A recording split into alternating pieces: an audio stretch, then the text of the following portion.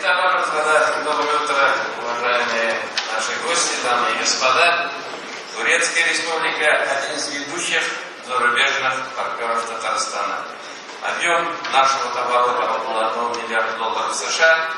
Объем заявленных турецких инвестиций более $1,5 миллиарда США. Турция занимает первое место по количеству совместных предприятий, их 278. Спасибо, Бикзур Рахман, Teşekkür ederim. Rahmat.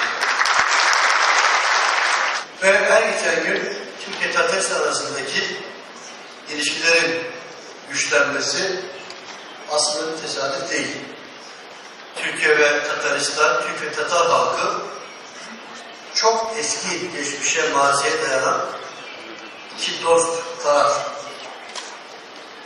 Ve Kazan bilhassa 1000 yılı aşan medeniyetiyle Tataristan'ın son derece önem arz eden bir başkenti.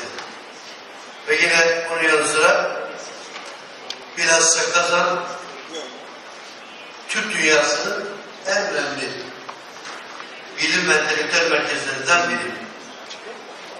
Çok önemli, değerli insanların, dünya çapında kişilerin ve Türk dünyasının iftihar ettiği aydınların çıktığı bir yer.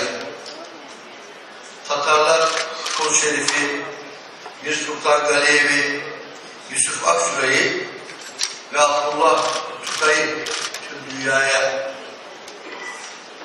vermiş olduğu önemli bir yapıya sahip ve Yusuf Aksürey, Türkiye Cumhuriyeti'nin kurucusu Gazi Mustafa Kemal Atatürk'ün bir dönem danışmanlığı yapmış olduğu önemli bir zat. Bu anlamda Türkiye ve Tataristan arasındaki ilişkiler her dönem son derece önemli olmuştur.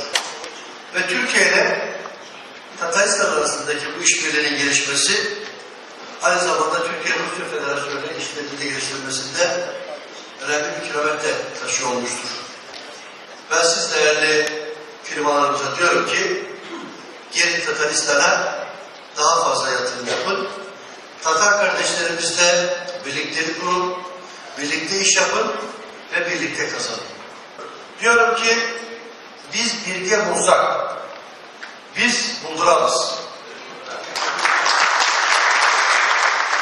Sizlere tekrar teşekkür ediyorum. Ve yine Tatarca rahmet sizge. Sevgili saygılı selamlar.